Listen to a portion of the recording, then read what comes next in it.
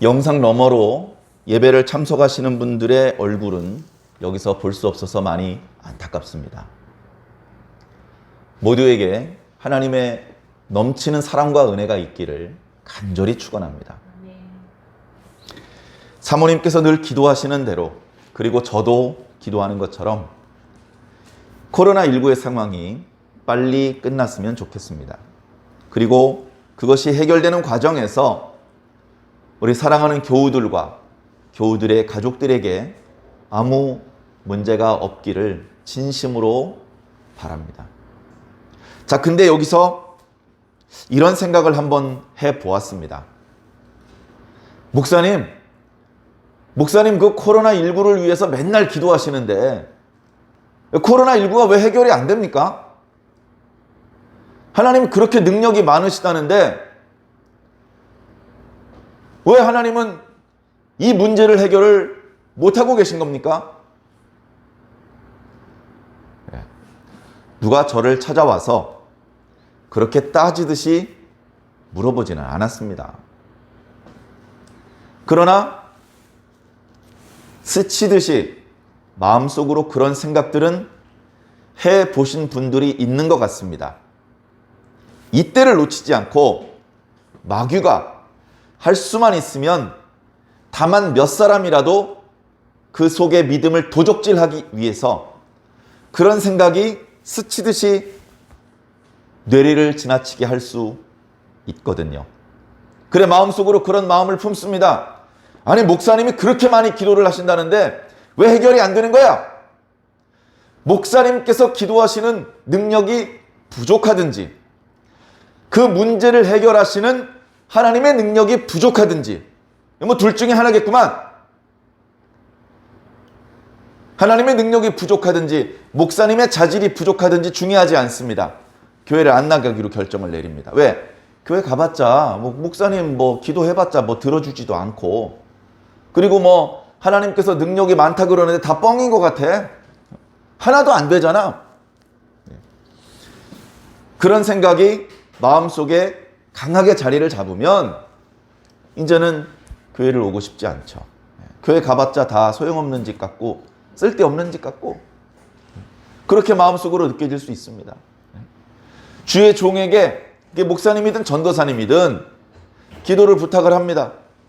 그래서 그 기도가 단박에 이루어지면 할렐루야, 야 이 목사님, 야 이 전도사님 신통하네 하면서 그 일이 이루어진 것이 마치 그 전도사님에 의해서, 그 목사님에 의해서 이루어진 것 마냥 전도사님에게 굽신굽신대고 목사님 앞에 쩔쩔맵니다.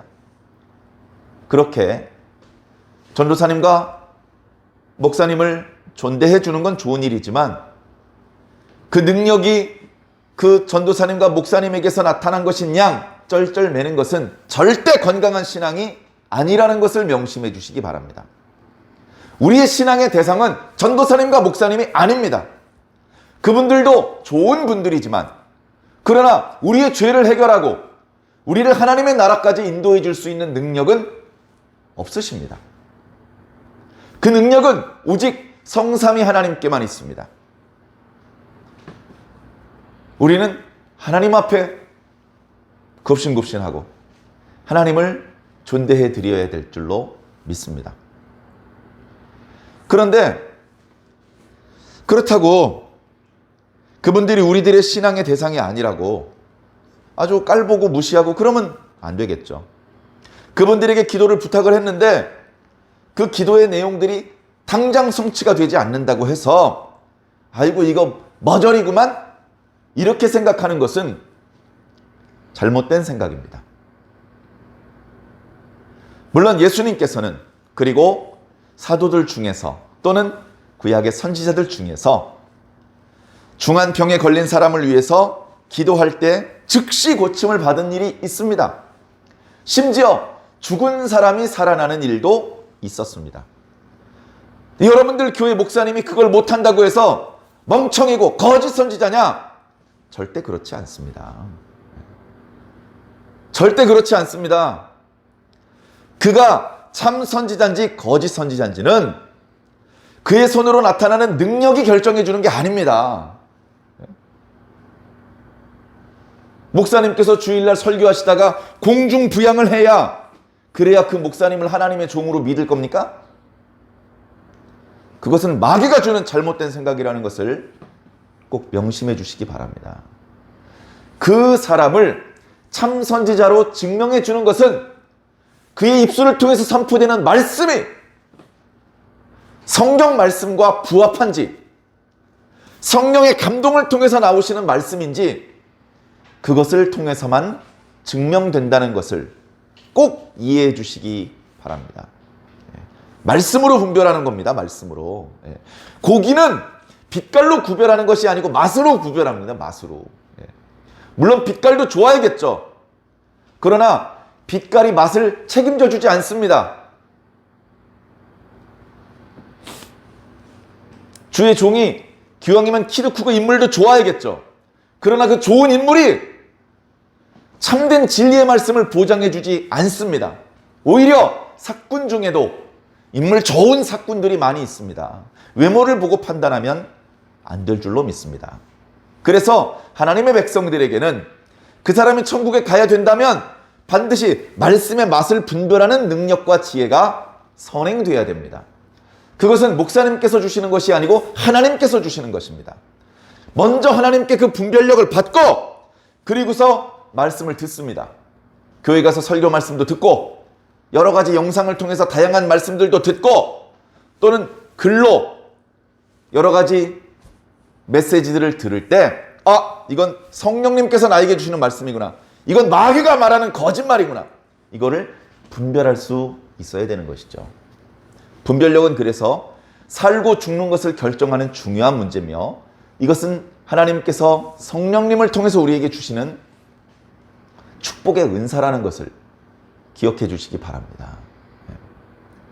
학교에서요, 선생님이 최선을 다해서 수업을 진행합니다. 선생님 중에서도 아주 뛰어난 선생님도 있고 조금 그저 평범한 선생님도 있겠죠. 이거 중요하지 않습니다. 선생님이 뛰어나지 못해서 우리 아이의 성적이 떨어지는 게 아니에요. 자, 또는 우리 아이가 공부를 잘하는 유전자가 부족해. 선천적으로 머리가 모질이로 태어났어. 공부 잘하는 머리가 따로 없습니다. 공부를 그 분야에서 많이 하고 연구하고 조사해 분들의 말씀에 의하면 공부를 특별히 잘하는 두뇌가 없습니다. 다 비슷비슷해요. 근데 왜 시험을 보면 성적이 쫙 차이가 나죠? 그건 그 학생의 뇌세포가 문제가 있는 것이 아니고 수업 시간에 들은 내용을 얼마나 잘 공부했는지 학습했는지 그 차이에 의해서 점수가 벌어지는 겁니다. 선천적으로 머리가 고장난 게 아니에요. 자, 그러면 공부를 잘하는 학생은 어떻게 학습을 했고 공부를 못하는 학생은 어떻게 학습을 했느냐? 선생님께서 수업 시간에 수업을 진행할 때 항상 시험 문제에 나오는 중요한 이야기만 말씀하시는 게 아니에요. 잠자는 아이를 깨우기 위해서 우스갯소리도 합니다. 선생님, 첫사랑 얘기해 주세요. 아이들이 짓궂은 질문을 하면 아이들이 지금 어려운 수업 내용에 집중을 잘 못하고 여기저기 조는 학생도 있고 그러니까 수업 분위기를 좀 띄우기 위해서 알았어, 내 첫사랑 얘기 한마디 할 테니까 다 일어나. 옆에 자는 사람 다 깨워. 그렇게 우스갯소리를 하기도 합니다. 근데요, 그 우스갯소리는 시험에 안 나와요. 선생님 대학교 다닐 때 미팅한 이야기는 시험 문제에 안 나온다고요. 근데 공부를 못하는 학생은 선생님 대학 다닐 때 미팅한 것만 기억을 합니다. 시험에 나오는, 교과서에 나오는 중요한 내용은 기억을 못해. 그리고 선생님 대학교에 있을 때 어떤 일이 있었는지 그것만 달달달 외우고 있습니다. 그러니 성적이 안 좋을 수밖에요. 공부를 잘하는 학생은요, 우스갯소리도 들었어. 근데 뭐가 시험 문제에 나올지 알아. 선생님께서 말할 때 이건 시험 문제에 나올 수 있는 교과서에 있는 중요한 내용이구나. 이건 반드시 시험에 나오나 보다. 선생님이 2번이나 반복해서 말했고 칠판에 쓰면서 동그라미를 3번이나 쳤어. 그렇게 뭐가 중요한지, 뭐가 시험에 출제될 정도로 꼭 기억해야 되는지 그걸 잘 분별하면서 듣는 거예요. 그 분별력이 그 학생의 성적을 좌우하는 겁니다. 특별히 뇌세포가 정상이고 뭐 비정상이고 그런 문제가 아닙니다. 영적으로도 마찬가지예요. 영적으로도 여러분들은 얼마든지 오늘 저를 통해서 선포되는 이 말씀을 듣고 하나님을 믿고 하나님의 뜻을 깨닫고 하나님의 뜻대로 살 수 있는 지혜와 능력을 얻을 수 있어요. 근데 어떤 사람은 그걸 얻었고 어떤 사람은 못 얻습니다. 여러분들에게 능력이 떨어지는 게 아닌데 왜 어떤 사람은 얻고 어떤 사람은 못 얻느냐. 목사님께서 하시는 말씀 중에 꼭 들어야 되는, 꼭 깨달아야 되는, 반드시 믿어야 되는 부분과 목사님도 설교하시다 보면 본문과 무관한 얘기를 하실 수 있습니다. 눈 떠! 이런 얘기는 본문에 없잖아요. 그러나 간혹 목사님들께서 주의를 환기시키기 위해서 좀 더 집중시키기 위해서 그런 표현을 하실 수 있습니다. 근데 꼭 그런 성경에 없는 중요하지 않은 그런 부분만 기억하고 집에 가는 성도들이 있더라는 말이죠. 목사님하고 식사를 같이 하고 목사님하고 차를 마시면서 대화를 할 수 있습니다. 좋은 일이죠. 자, 그러면 그렇게 목사님과 식사를 나누면서 또는 함께 차를 마시면서 나누었던 이야기가 다 성경 말씀이고 다 설교 말씀입니까? 그걸 구별을 못하는 성도들이 의외로 많이 있어요. 차 마시면서 나누는 얘기도 성령님께서 자신에게 주시는 말씀으로 믿어버리는 성도가 있습니다. 물론 차를 마시면서 대화를 나누는 중간에도 성령님을 통해서 하나님의 말씀이 번쩍하고 튀어나갈 수 있어요. 이건 그냥 평범한 대화가 아니라 대화 중에 지금 순간적으로 성령님께서 나한테 한마디 하셨네? 이걸 이제 분별해낼 수 있는 성도가 진짜 살아있는 성도고 구원받을 성도입니다. 하나님께서 지금 나한테 말씀을 하신 건지 안 하신 건지도 못 느끼고 있는 성도가 있다면 그가 어찌 참된 성도라 할 수 있겠습니까? 목사님께서 이렇게 얘기를 합니다. 아무개 성도님 죄송해요. 제가 부족해서 제가 나름대로 열심히 기도를 했는데 제가 부족해서 그 기도 제목이 아직 안 이루어졌나 봐요.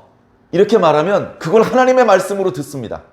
그걸 이 목사는 부족하구나. 아멘. 이 목사가 부족하다는 걸 내가 믿습니다. 뭐 하자는 겁니까 도대체?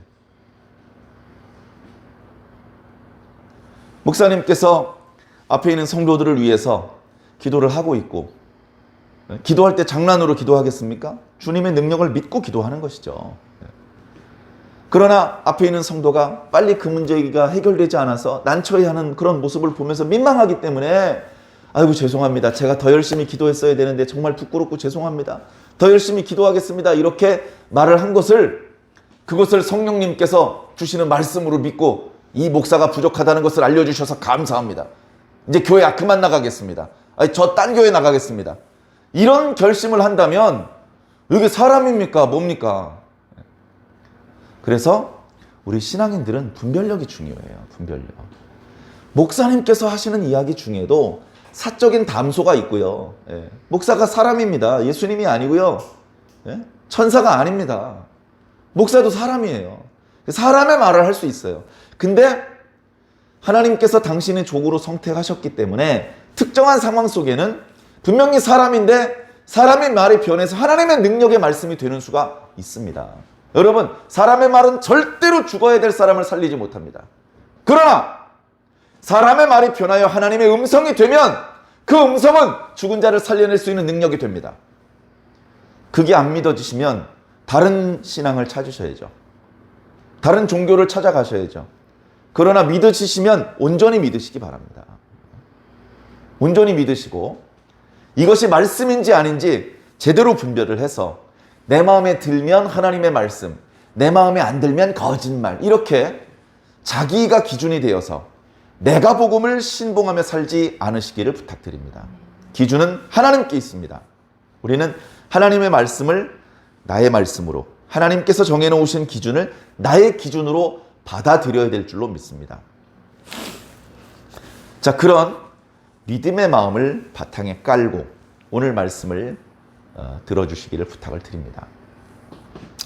자, 참 어려운 상황입니다. 오늘 말씀의 배경은 출애굽기 5장에 하나님께서 오랫동안 준비하셨던 모세가 드디어 바로 앞에 섰습니다.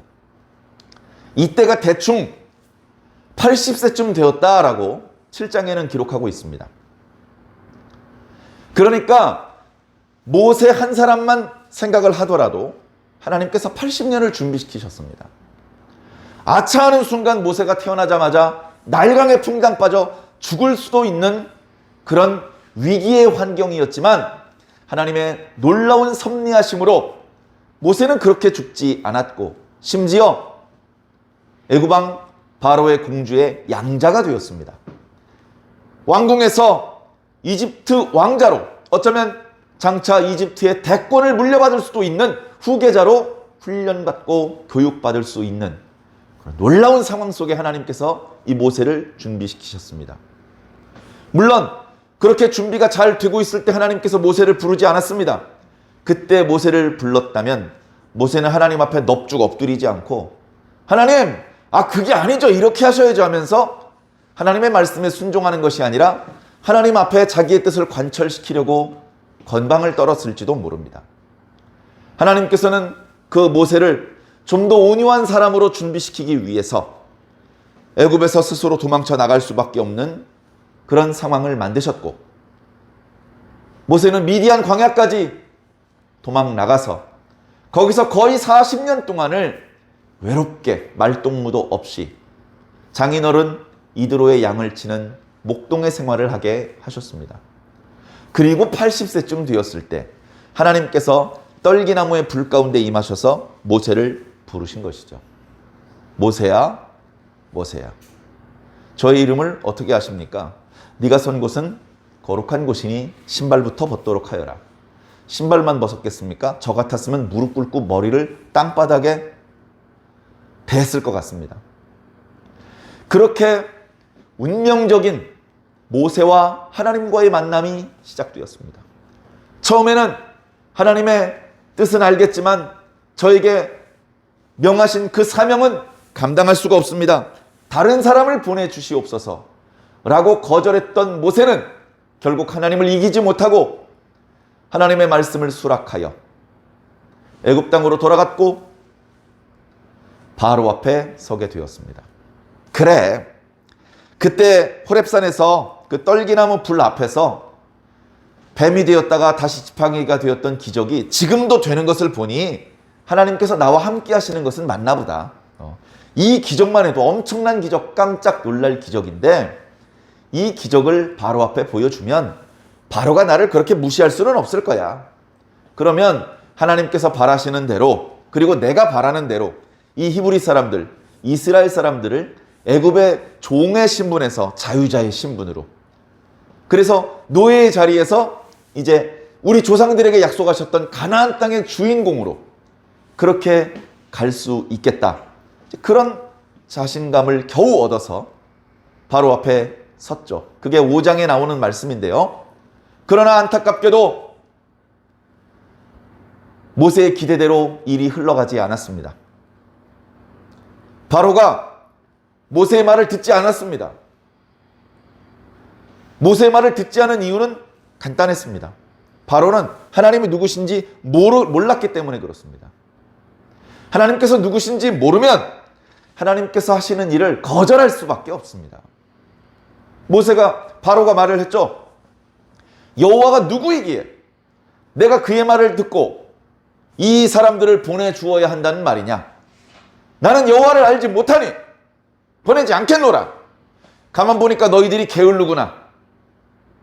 너희들이 게으르니까 이렇게 자기 신들에게 제사를 지내는 둥 이상한 소리를 하니 너희들을 더 고통스러운 학대와 노역 가운데 던져두겠다. 그래서 모세의 기도와 달리 모세를 보내주신 하나님께 경배를 올렸던 백성들의 기대와 달리 이스라엘 백성들은 더 심한 노역에 고생할 수밖에 없었습니다. 그래, 모세와 아론을 반갑게 영접했고 우리 민족의 지도자로 그렇게 떠받들 것 같았던 백성들이 거꾸로 모세와 아론을 욕하기 시작합니다. 너희들 도대체 일을 어떻게 하는 거야? 너희들이 일을 잘못해가지고 우리가 더 고생하게 생겼어. 너희들 정말 하나님께서 보낸 일꾼들 맞아? 너희들을 하나님께서 판단해 주셨으면 좋겠어. 하나님께서 너희들 일 잘못하니까 아웃시켰으면 좋겠어. 이렇게 이야기를 하게 되었습니다. 무척 억울하고 화가 나는 순간이죠. 나는 하나님께서 말씀하신 대로 아닙니다. 저보다 유능한 사람을 보내십시오라고 사양까지 했는데 하나님께서 강권하셔서 자신을 하나님의 종으로 세워주셨고 하나님께서 바로 앞에 서라 그래서 섰고 하나님께서 바로에게 말하라고 한 내용대로 말했을 뿐인데 이스라엘 백성들이 이렇게 더 큰 고통 가운데 던져질 것을 원해서 이렇게 일을 한 것이 아닌데 나는 그냥 순종했을 뿐인데 왜 나를 욕하고 왜 내가 아웃되기를 바라느냐? 그런 억울한 마음이 들었겠지만 그렇게 자신을 원망하는 백성들과 실갱이하지 않고 모세는 하나님께 갔습니다. 하나님께 기도했습니다. 하나님, 어찌하여 이 백성들이 더 큰 고통 가운데 던져지게 하십니까? 이렇게 하실 거면 저 뭐하러 보내셨습니까? 그렇게 하나님 앞에 기도할 수밖에 없었죠. 그저 점잖하고 엄숙하게 잔잔한 목소리를 기도할 수가 없습니다. 울고 불고 애절하게 하나님 앞에 간구할 수밖에 없었죠. 하나님께서 즉시 응답을 주셨습니다. 내가 이제 나의 강한 손을 보여줄 것이다. 이 강한 손으로 인해서 그들은 내 백성을 이제 보내주게 될 것이다.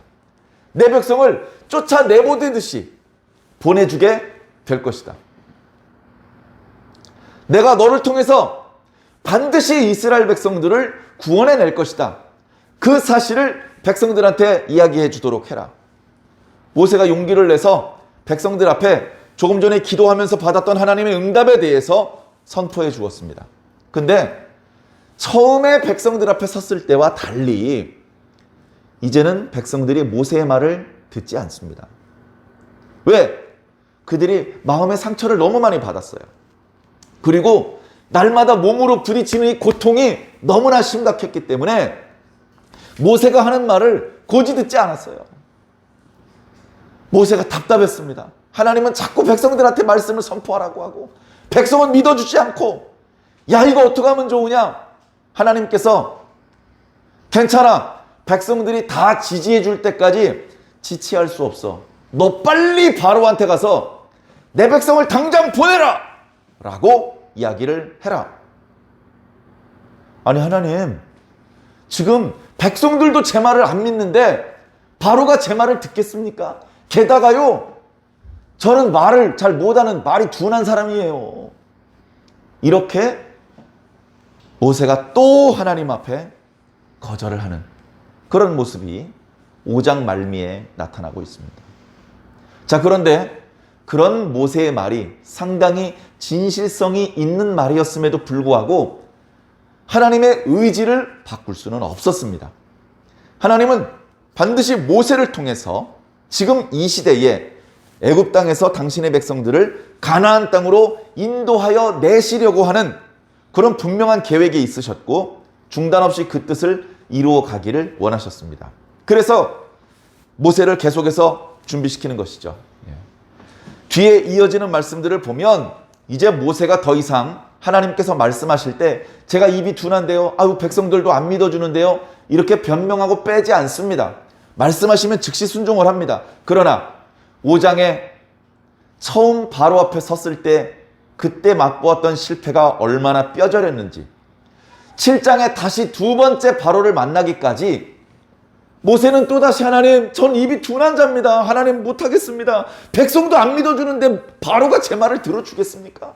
이렇게 하나님 앞에 또 사용하는 그런 말을 하게 되는 것입니다. 그래 하나님께서는 또다시 호렙산에서 그렇게 하셨던 것처럼 애굽 땅에서 또 그 모세의 마음을 움직여 주십니다. 모세에게 용기를 주십니다. 하나님께서 모세에게 주신 말씀은 요약하면 이겁니다. 야, 괜찮아. 나 여호와야. 나 여호와야. 네가 뭐 염려하는지 다 알아. 너 말이 둔한 사람이라고? 알아. 내가 그렇게 만들었거든. 내가 모르겠니? 내가 널 만들었는데? 그런데 너 말이 둔한 사람인 거 상관없어. 왜요? 나 여호와니까. 너를 보내는 자가 여호와기 때문에 아무 문제 안 생겨. 너 혀가 둔한 사람이라도 아무 상관없어. 나는 너를 통해서 내 뜻을 충분히 이룰 수 있어. 왜? 난 여호와니까. 그렇게 힘주어 강조하시는 겁니다. 하나님께서 그렇게 널브러져 있는, 낙담해 있는 그런 모세를 다시 일으켜 세우고 용기를 주고 힘을 북돋워 주는 과정에서 오늘 말씀이 나타나고 있습니다. 오늘 말씀은 뭔가 하나님과 모세가 이야기를 나누는 그런 흐름에서 잠깐 끊어서 그 중간에 갑자기 족보 이야기가 나와요. 그래서 오늘 그 족보를 간단하게 한번 살펴보기를 원합니다. 제일 위에 이스라엘이 나옵니다. 자, 이스라엘은 민족의 이름이기도 하고 나중엔 나라의 이름이기도 한데요. 지금 사람의 이름이죠. 우리가 잘 알고 있는 야곱입니다. 야곱의 12아들은 이스라엘 12지파의 조상들이 됩니다. 그 첫째 아들이 르우벤이죠. 르우벤. 둘째 아들이 시몬. 셋째 아들이 레위입니다. 그래 르우벤의 그 집안의 어른들 이름 몇 명이 나오죠? 시몬 집안 사람도 몇 명 나오는데요. 오늘 말씀의 방향은 이 르우벤 사람들이 누구냐? 르우벤이 누구를 낳았고 거기서 어떤 일이 발생되느냐? 그걸 말씀하고 싶은 게 아니에요. 하나님께서 말씀하고 싶은 것은 이 레위의 집안에 대해서 말씀을 하고 싶은 것입니다. 레위는 다시 아들을 3명을 낳습니다. 첫 번째 게르손, 고핫, 므라리. 뒤에 이어지는 말씀을 보면 이 게르손, 고핫, 므라리 족속 사람들이 성막을 섬기는 역할을 합니다. 성막을. 특별히 둘째 아들이었지만 고핫 자손들을 하나님께서 기쁘게 여기셔서 그들을 성막 남쪽에 있으면서 성막이 이동할 때에 특별히 성전의 그 성막에 있는 기구들을 운반하는 그런 특별한 은총의 사명을 주셨죠. 그리고 게르손은 여러 천막들, 또 므라리는 여러 말뚝들과 끈들을 운반하는 그런 사명을 하나님께서 주셨습니다. 자, 게르손 집안에도 여러 사람들이 있고 므라리 집안에도 많은 사람들이 있었겠지만 하나님께서는 고핫 자손에 집중하고 계십니다. 자, 고핫이 아들을 여러 명 낳았죠. 아므람이라는 아들이 있었고요. 아므람, 또 이스할, 헤브론, 우시엘 이런 아들들이 있습니다. 다른 집안도 다 좋은 사람들이죠. 다 고핫 자손들. 나중에 이 자손들이 성막을 만들고 성막이 이동할 때에 성막의 기구들을 이 고핫 자손들의 남자들이 도맡아서 운반을 했었던 그런 집안의 사람들입니다. 자, 그 중에서도 하나님께서는 아므람에게 집중을 하고 있습니다. 아므람이 아들을 낳았어요. 먼저 딸을 낳았죠. 미리암. 그리고 아들을 낳았는데 아론을 낳았습니다. 그리고 3살 터울로 모세가 낳았죠. 모세. 물론 이스라엘 계보에 나중에 이제 고라가 나옵니다. 고라가 나중에 모세를 크게 반역을 합니다. 그래서 하나님께 큰 징계를 받게 되죠. 그러나 그때 이후로 또 깊이 회개해서요. 고라가 하나님을 찬양하고 성막과 성전을 위해서 그 어떤 가문보다도 헌신하게 되는, 그래서 시편에도 고라 자손의 찬양이 나타날 정도로 나중에는 회개해서 하나님의 좋은 일꾼의 가문이 되기도 합니다. 자, 그런데 아론이 또 결혼을 해서 아들을 낳습니다. 아들을 4명을 낳습니다. 나답을 낳고요. 아비후를 낳고, 그 다음에 엘르아사를 낳고, 이다마를 낳습니다. 자, 근데 특이하게요. 첫째 아들 나답의 계보는 안 나와요. 왜냐하면 레위기 10장에서 나답과 아비후가 죽어요. 나답과 아비후가 자기 아버지 아론과 함께 제사장이 되는 그 과정에서 하나님께서 명하지 않은 불로 분향을 하려다가 하나님께로부터 불이 튀어나와서 나답과 아비후를 죽입니다. 지극히 거룩한 성소에서 시체, 지극히 부정한 것이 존재하게 됐어요. 그래, 자기 친형이고 자기 친아들이라고 해서 아론과 엘르아살과 이다말이 나답과 아비후의 시신에 손을 댔다가는 다 죽습니다. 그래서 모세가 급히 우시엘의 아들들에게 너희들이 와서 나답과 아비후의 시신을 메고 나가라. 백성들이 대신해서 슬퍼해 주어라. 너희들은 슬퍼해도 안 된다. 그런 상황이 전개가 됐었죠. 자, 이때 나답과 아비후가 하나님의 제사장으로서 준비되지 못하고 중간에 죽임을 당하게 되는 것을 이미 알았는지 나답과 아비후의 이야기는 나오지 않고 엘르아셀의 이야기가 나오는데 비느하스가 나옵니다. 네, 비느하스. 여기까지 나오는 거죠. 여기까지. 여기까지 나오는 겁니다. 그래서 하나님의 관심은요, 어디에 있느냐?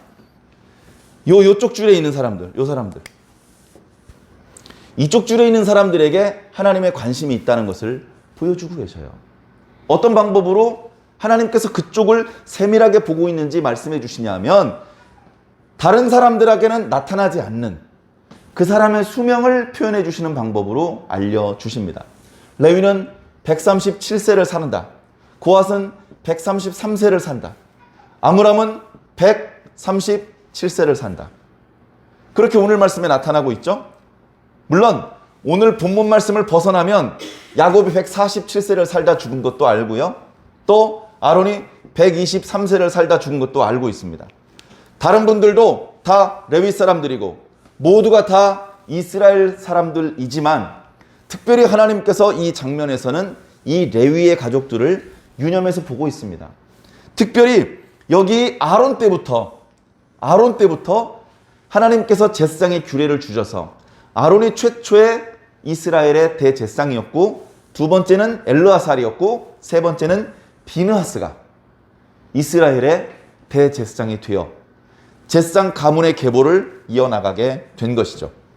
그리고 오늘 말씀 26절과 27절을 보면 결국 이 많은 족보 중에서 하나님께서 중요하게 생각하시는 두 사람은 아론과 모세다. 하나님께서 이스라엘 자손들을 그 부대대로 인도하여 내라고 명령하신 분은 바로 아론과 모세에게 명령을 하셨다. 그리고 바로 앞에 서서 내 백성을 보내시오라고 말하라는 명령을 받은 사람도 바로 아론과 모세다. 이렇게 갑자기 이야기를 중단하고 모세와 아론이 위치하고 있는 족보를 보여주심으로 해서 이 아론과 모세는 하나님의 사명을 이어받을 만한 충분한 자격이 있는 사람이다.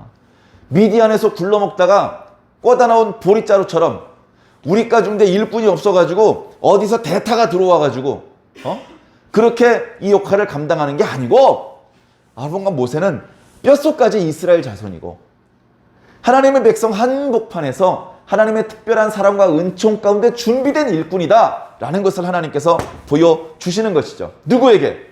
모세와 아론에게도 보여주시고 다른 이스라엘 모든 사람들에게 보여주시는 겁니다.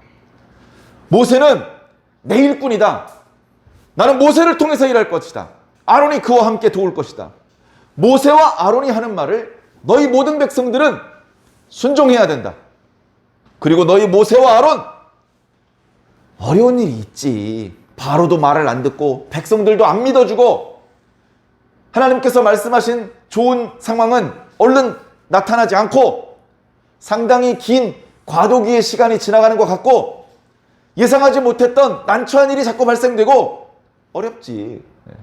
그러나 걱정하지 마라. 그 난처한 문제들을 너희들이 해결하는 게 아니야. 내가 해결하는 거야. 내가.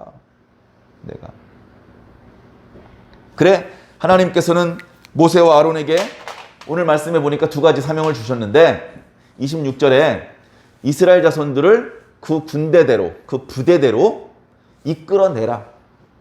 이제 이스라엘 사람들은 어중이 떠중이가 아닙니다. 이스라엘 사람들은 그저 그냥 대충 모여서 사는 오합지졸이 아니고요. 지금부터는 하나님의 군대로 편성이 됩니다. 그래서 하나님을 이스라엘 군대의 하나님이다라고 이제 표현하기 시작을 하시는 겁니다. 그래서 이스라엘 백성들은 하나님의 군대가 되었기 때문에 하나님의 명령에 절대 복종해야 됩니다. 하나님께서 말씀하시는 대로 기민하게 움직여야 됩니다. 진격해 올라가고 싶어도 매복하라고 하시면 꾹 참고 매복해야 됩니다. 무서워서 매복하는 게 좋을 것 같은데 수적으로 불리하고 그리고 지형이 우리에게 불리하게 작용하는 것 같은데 매복을 해야 될 것 같은데 하나님께서 진격하라고 하시면 진격해야 이길 수 있습니다. 왜? 이제부터는 하나님의 군대이기 때문에 그렇습니다. 그리고 그 사령관으로 모세와 아론을 하나님께서 세우신 것이죠. 그리고 이스라엘 백성들의 대표 역할로 바로 앞에 서서 하나님의 뜻을 전달해 주는 사명을 바로 모세와 아론에게 하나님께서 주신 것입니다. 그 모세가 하나님의 백성들을 인도하고 싶어도 바로가 보내줘야 인도를 하죠. 그러니까 인도하는 사명보다는 지금 바로를 상대하는 것이 우선입니다. 야, 지난번에 바로 한번 만나더니 왜 그렇게 넉다운이 됐어? 힘내, 기운내. 나 여호와야, 내가 다 할 테니까 걱정하지 마. 아이고, 백성도 안 믿어주는데 바로가 제 말을 듣겠습니까? 제가 아무래도 입이 둔한 사람이라서 그런 것 같습니다. 저는 못하겠습니다. 그때 하나님께서 또다시 모세를 위로하시고 모세의 힘을 북돋아 주시면서 이렇게 말씀을 하시죠. 29절의 말씀입니다. 나는 여호와라. 내가 너에게 이르는 바를 너는 애굽 왕 바로에게 다 말하라. 괜찮아. 바로에게 언제 가야 될지 잘 모르겠지? 내가 가라고 할 때 가면 돼. 바로 앞에 서면 뭐라고 말해야 될지 모르겠지? 괜찮아. 내가 말할 것을 알려줄 거야. 넌 내가 알려준 대로만 말하면 돼. 그러면 정말 다 끝나는 겁니까? 그럼 다 끝나는 거지. 그 뒷일은 내가 다 알아서 할게. 이게 하나님의 능력입니다. 이게. 밑도 끝도 없이 하나님 힘 자랑하시는 게 아니고요. 당신의 종에게 먼저 말씀해 주시고 당신의 종에게 먼저 지시를 내립니다. 그러면 그 종은 왠지 안 될 것 같은 상황이긴 한데 하나님을 의지해서 순종을 하는 거예요. 순종하면 능력이 나타나는 겁니다. 예수님께서 베드로에게 깊은 곳으로 가서 그물을 던지라고 할 때 이상하게 그물에 물고기가 안 잡힐 것 같아요. 왜? 지난 밤에 그 자리에 계속 그물 던졌는데 한 마리도 못 잡았거든요. 그런데 말씀에 의지해서 제가 딱 한 번만 더 던져보겠습니다.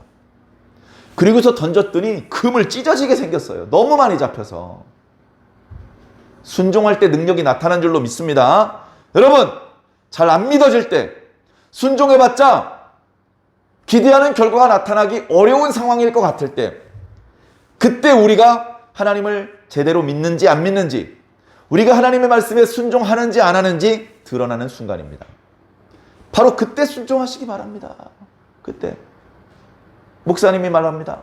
새벽 예배가 끝날 때쯤에 잠시 후에 해가 뜰 것입니까? 해가 뜰 것입니다. 믿습니까? 그건 목사님 설교 안 해도 해 떠요. 해가 뜬다고. 그거는 믿기 어려운 게 아니라 당연히 그렇게 되는 거예요. 그런데 지금 저녁에 해가 지고 있는데 해가 다시 중천으로 떠오를 것입니다. 믿습니까? 그건 아멘하기 어렵지. 그건 부자연스러운 일이잖아. 해가 서쪽으로 떨어져서 밤이 되는 게 쉽지 다시 중천에 떠오르는 것은 어려운 일이죠. 그러나 하나님께서는 우리에게 복을 주시기 전에 반드시 우리가 순종하기 어려운 명령을 내리셔서 우리가 정말 하나님의 복을 받을 만한 자격이 있는 사람인지 시험해 보십니다. 절대 우리에게 무리한 걸 요구하지 않으십니다. 아주 작은 걸 요구하셔요. 우리의 작은 순종으로 당신의 큰 뜻을 펼치시는 것이 하나님의 역사라는 것을 믿어주시기를 바랍니다. 미국에 어느 목사님이 이사를 했습니다. 이사를 했는데 옆집 사람이랑 인사를 하고 싶은데 이상하게 옆집 사람이랑 잘 만나지지가 않아요. 활동하는 시간이 달랐는지. 그래서 정원도 좀 가꾸고 이런저런 볼 일이 있는데 정원을 다 가꾸고 이제 손 씻고 나가봐야 될 때에 옆집 아저씨가 들어오는 거예요. 그래서 고민이 됩니다. 아, 지금 나 시간이 별로 없는데 인사를 해야 되나 말아야 되나. 지금 인사를 하면 너무 시간이 지체가 돼서 약속에 늦으면 어떡하지? 아니 그것보다 저 사람이랑 이렇게 마주 서면 뭐라고 말해야 될지 모르겠네. 한 번도 생각을 안 해봤네. 근데 그 순간 하나님께서 이 목사님의 마음속에 이런 생각을 주셨습니다. 아무개 목사야, 너는 그냥 이렇게만 해. 나머진 내가 다 알아서 할게. 넌 저 사람 앞으로 가서 이렇게만 하고 있어. 나머진 내가 다 알아서 할 거야. 하나님 그런 겁니까? 이 목사님이 순간 순종을 했습니다. 그래서 얼른 손을 털고 악수를 할 수 있게 준비를 하고 그 사람 앞에 가서 이렇게 했습니다. 그랬더니 저쪽에서 그 모습을 본 옆집 아저씨가 그 목사님 있는 쪽으로 막 달려오면서 그 손을 덥석 맞잡습니다. 아이고, 옆집에 이사 오셨다는 이야기를 들었는데 일주일이 넘도록 인사도 못 나누고 죄송합니다. 제가 한동안 바빴습니다. 제 이름은 뭐고 저는 어떤 일을 하는 사람입니다. 이렇게 자기를 소개를 하는 거예요. 저쪽 편에서 자기 소개를 하고 이름을 말하고 직업을 말하니까 이 목사님도 자기 소개를 한 것이죠. 저는 이름이 뭐고요. 저쪽에 있는 교회 담임 목사입니다. 그랬더니 그 사람이 아니 일요일마다 요 사거리를 마비시키는 교통을 혼잡하게 만드는 그 교회 목사가 당신이라고요? 둘이서 깔깔깔 웃고 그날부터 친구가 되었습니다. 그리고 본래 예수님을 믿지 않았던 그 이웃집 아저씨는 그 목사님의 손에 이끌려서 결국 예수님을 영접하게 되었습니다. 그 목사님이 한 일이 무엇입니까? 하나님께서 마음속으로 지시하신 대로 그 사람 앞에 가서 손을 이렇게 내밀었을 뿐입니다. 나머지는 전부 하나님께서 해주신 것이죠. 우리는 항상 그렇게 하는 겁니다. 하나님께서 그 순간 목사님의 마음을 막 이렇게 움직여주지 않으셨다면 그 순간 이웃집 사람이랑 인사를 나누고 전도할 수 있는 기회가 또 저 뒤로 미루어졌을지 모릅니다. 그 순간 하나님께서 역사해 주신 거예요. 그 순간. 하나님께서 그렇게 사람의 마음을 움직여 주십니다. 하나님께서 그렇게 사람의 마음을 흥분시키시고 감동시키시고 움직여주지 않으시면 역사가 일어나지 않아요. 사람들 하고 싶은 대로 자유롭게 내버려 놓잖아요. 사람들은 좋은 일을 하지 못합니다. 사람은 어떤 존재입니까? 서 있으면 앉고 싶고 앉으면 눕고 싶고 누우면 자고 싶어요. 야, 자유야, 니들 맘대로 해. 다 자고 있습니다. 그래가지고는 역사가 일어나지 않죠. 하나님께서 아무것도 안 하셨는데 여기 교회가 세워졌겠습니까? 누군가의 마음을 감동시키시고 흥분시키시고 한두 명이 아니고 여러 사람들의 마음을 움직이셔서 여기 이렇게 교회가 세워진 거 아닙니까? 제가 아는 또 다른 목사님 이야기를 해드릴까요?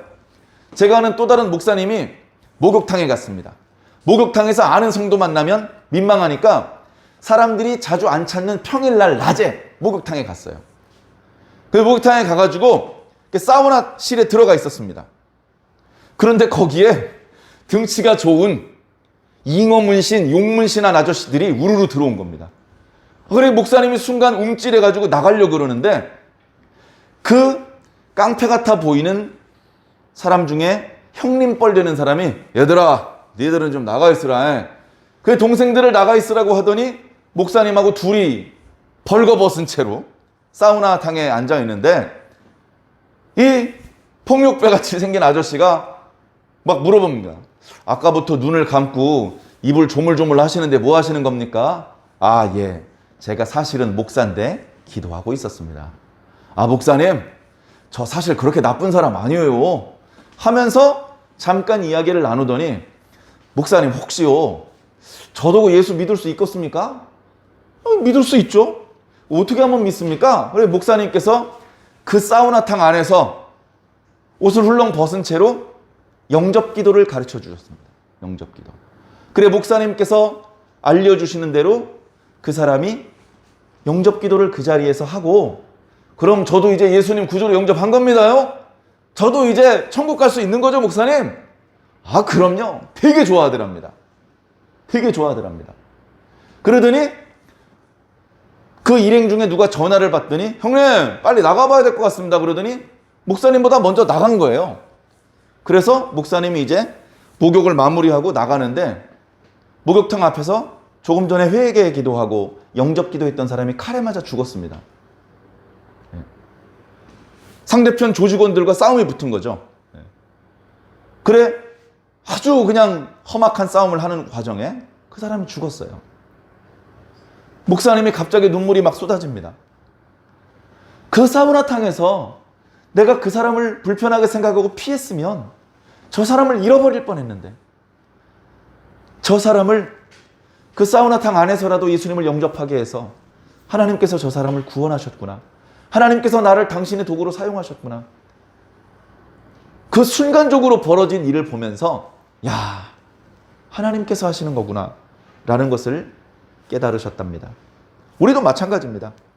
우리가 사는 일, 불신의 눈으로 보면 하나님은 없는 것 같고, 있다고 하더라도 능력이 없는 것 같고, 목사님들은 기도해봤자 하나도 이루지 못하는 무지렁이 같아 보일 수도 있습니다. 마귀가 주는 거짓말을 믿었기 때문에 그런 겁니다. 그러나 믿음의 눈을 가지고 보면 보이지 않던 것들이 보이기 시작합니다. 우리는 바로 그 믿음의 눈이 있어야 됩니다. 우리가 듣고 있는 여러 가지 말들 중에 하나님께서 나에게 말씀하고 있다는 것을 느끼고 하나님의 말씀을 붙잡아야 됩니다. 물에 빠져서 수영도 제대로 못하는 사람에게 멀리서 구명 TV를 던져주면 있는 힘을 다해서 그 구명 TV를 붙잡지 않습니까? 그러면 그 튜브에 묶여져 있는 밧줄을 잡아당겨서 그 사람을 구조해내는 것인데요. 하나님께서 이 멸망할 수밖에 없는 세상 가운데 하나님의 백성을 구원시키시는 방법은 말씀의 구명 튜브를 던져주시는 겁니다. 그 말씀을 꽉 잡아야 돼요. 그래 하나님께서 그 말씀을 잡아당기실 때 우리는 사망에서 생명으로 옮겨질 수 있는 것입니다. 그런데 뭐가 말씀인지를 알아야죠. 뭐가 말씀인지. 무엇이 하나님께서 던져주신 말씀인지를 알아야죠. 하나님께서 말씀하실 때 들으시기 바랍니다. 그 하나님의 말씀을 믿으시기 바랍니다. 그리고 순종하시기 바랍니다. 이게 과연 될까? 이렇게 해서 될까? 잘 믿어지지 않더라도 순종하시기 바랍니다. 순종할 때 능력이 나타납니다. 하나님의 놀라운 기적을 체험하고 싶습니까? 그러면 배 밖으로 나오세요. 배 밖으로 나와야 물 위를 걷는 기적을 체험할 것 아닙니까? 배 안쪽에서 벌벌벌벌 떨고 웅크리고 있으면 언제 물 위를 걸어 다닐 수 있겠습니까? 물 위를 베드로가 걸었던 것도 오라 하신 주님의 말씀에 순종했기 때문입니다. 사랑하는 성도 여러분, 순종하는 게 결코 쉽지만은 않을 것입니다. 작은 순종을 통해 체험을 얻으시기 바랍니다. 평소에 늘 기도하시면서 응답받는 경험을 쌓아나가시기를 바랍니다. 그렇게 할 때에 우리는 순종할 수 있고 우리는 하나님의 능력을 체험할 수 있게 될 것입니다. 나는 여호와라. 걱정하지 말고 너는 말하라. 모세에겐 그렇게 명령하셨지만 오늘 우리들에게는 각자에게 조금씩 다르게 명령하실지도 모릅니다. 그것이 무엇인지 또렷하게 들으시기 바랍니다. 그것이 무엇이든지 지체 없이 순종하시기 바랍니다. 우리를 통해서 일하시는 하나님을 꼭 만나게 되시기를 살아계신 예수 그리스도 이름으로 간절히 축원합니다.